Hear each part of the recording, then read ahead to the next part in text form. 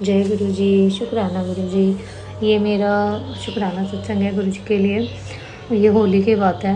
गुरु जी ने मुझे काफ़ी सारे मैसेज आ रहे थे वैष्णो देवी की ट्रिप के लिए, और मेरे हस्बैंड भी बोल रहे थे कि मैं काफ़ी टाइम से वैष्णो देवी दर्शन करने नहीं गया हूँ, तो हम चलेंगे। लेकिन हमें ट्रेन की कोई टिकट नहीं मिल रही थी संगत जी, तो हम लोग बाय कार, हमारा गुरु जी ने प्लान बनाया और होली के नेक्स्ट डे हमें निकलना था। होली वाले दिन संगत जी क्या हुआ कि देखो, सभी लोग त्यौहार रहता है तो सब लोग पकवान बनाते हैं, तो हम लोगों ने पकवान खाया और संगत जी मेरा पकवान खा के जो मेरा पेट ख़राब हुआ, और मुझे इतने ज़्यादा लूज मोशन हो गए एक दिन पहले ही। और मैं गुरु जी को बोल रही हूँ कि गुरु जी मेरी तो हिम्मत ही नहीं हो रही जाने की, तुम कैसे करूँगी, मैं कैसे चढ़ाई करूँगी, मैं कैसे वहाँ पे मैनेज करूँगी, रास्ते में कैसे मैनेज करूँगी। तो ऐसे बहुत सारे सवाल थे मन में, और मैं गुरु जी से ऐसी बातें करते हुए जा रही थी।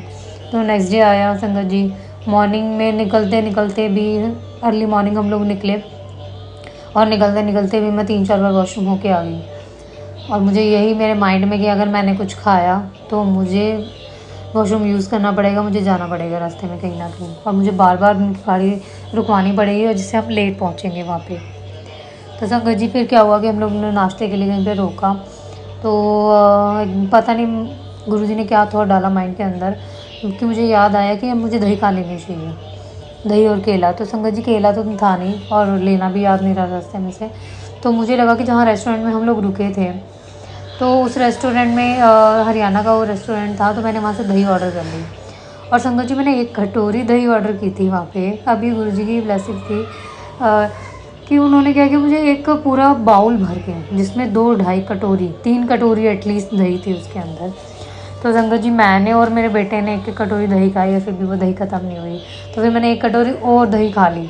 मैंने कहा हो सकता है इसी से मेरा पेट ठीक हो जाए, क्योंकि बोलते कि अगर दही केला आप यूज़ करते हो लूज़ मोशन में तो उससे बहुत आराम आता है।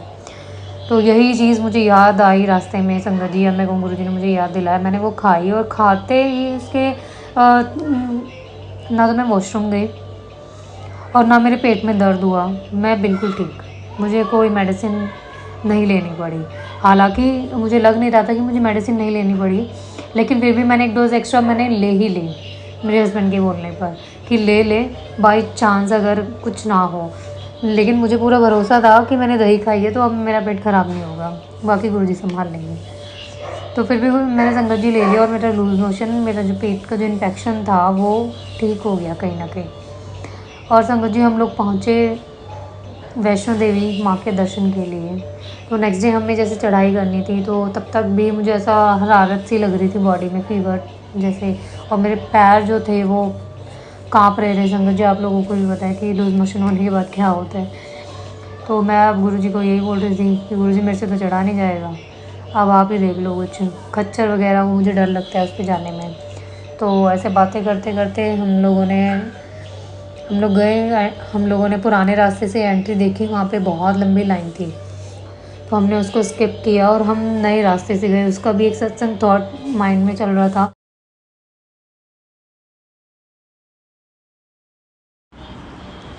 और हम लोग चले फिर नए रास्ते से, जैसा कि मैंने सोचा था मेरे मन में। मैंने गुरुजी को बोल रही थी, मैं से गुरुजी से बातें कर रही थी कि गुरुजी नया रास्ता देखना है मुझे, नया रास्ता कैसा, हम कभी नहीं गए। वैसे ही 2-3 साल में माँ बुलाती है तो पता नहीं चलता, चेंज होता रहता है।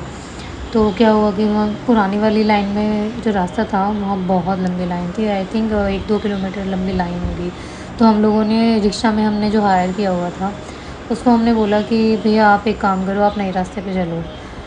तो उन भैया को हम नए रास्ते पे लेके गए, और हमने पूछा कि नया रास्ता ठीक है, तो भैया ने बोला कि हाँ हाँ नया रास्ता बिल्कुल ठीक है और आप वहाँ पे जा सकते हो। तो हम लोगों ने नया रास्ता लिया जहाँ बिल्कुल भी भीड़ नहीं थी, और हम लोगों ने मतलब सब जैसे हमें डरा बताया गया था कि वहाँ पे खाने के लिए कुछ नहीं मिलेगा, पीने के लिए नहीं मिलेगा, बट ऐसा नहीं था। जगह जगह पे वहाँ पे आपको थोड़ा बहुत आपको कुछ ना कुछ ऐसे मिल रहा था, और ग्रीनरी थी, और रास्ता नया था तो भीड़ भी नहीं थी। मतलब बहुत अच्छा, एक सुकून भरा जिसे कहते हैं वो नया रास्ता था।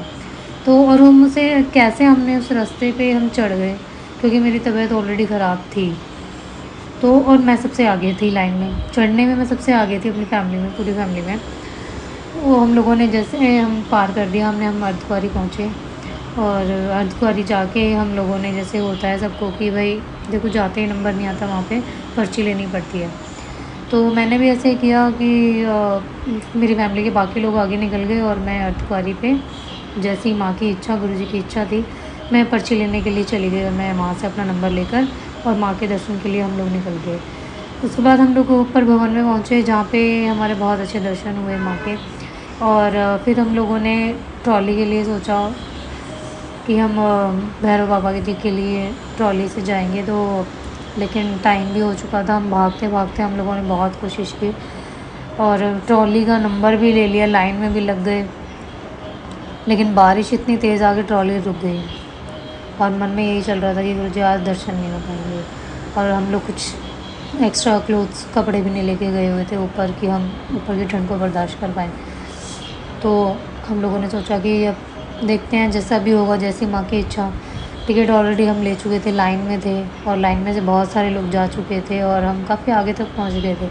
तो हम होप यही कर रहे थे कि बारिश बंद हो जैसे तैसे। मैं वही गुरुजी का मंत्र जाप करती जा रही थी और बार बार गुरुजी को ये बोल रही थी, प्लीज़ गुरुजी प्लीज़ बारिश बंद कर दो, दर्शन करा दो, ऊपर पहुंचा दो प्लीज़। हम ऊपर पहुंच के जाए तो हमें ट्रॉली ना भी मिले, हम पैदल उतर के आ जाएंगे। तो संगत जी ये हुआ कि बीच में एक बार बारिश बंद हुई, कुछ संगत चली गई, फिर सुबह फिर से बारिश स्टार्ट हो गई और फिर से मन में यही हुआ कि शायद आज दर्शन नहीं हो पाएंगे।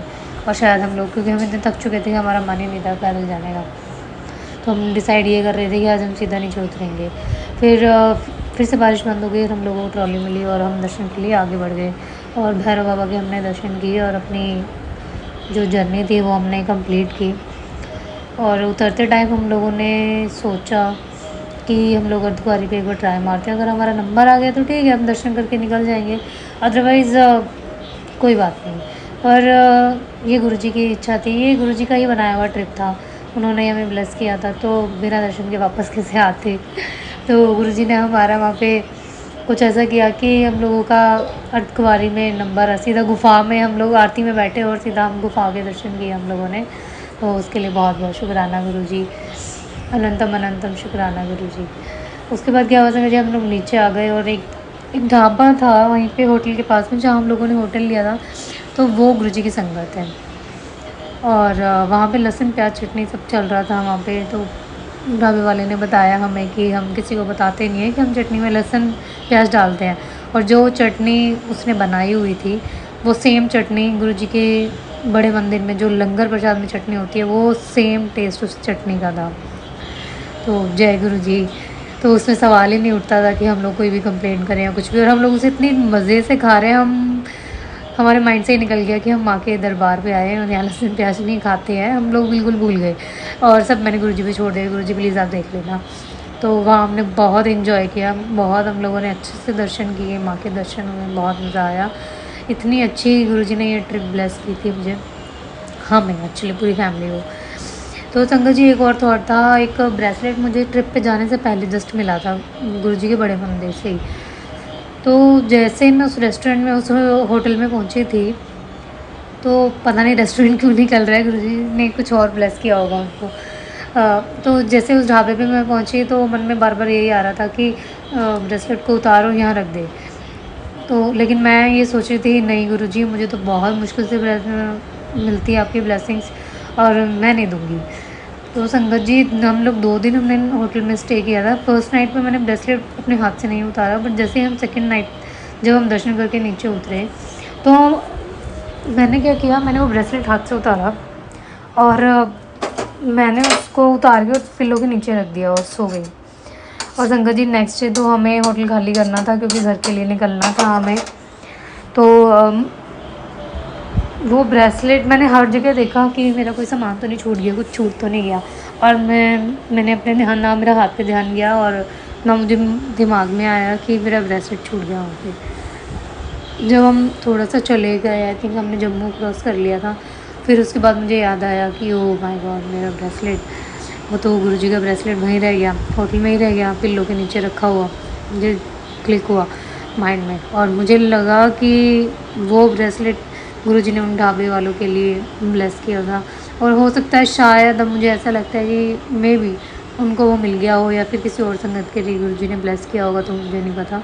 बट जिसके लिए भी था उसके लिए, उस सेवा के लिए शुक्राना गुरु जी, अनंतम अनंतम शुक्राना गुरु जी। जय गुरु जी, शुक्राना गुरु जी।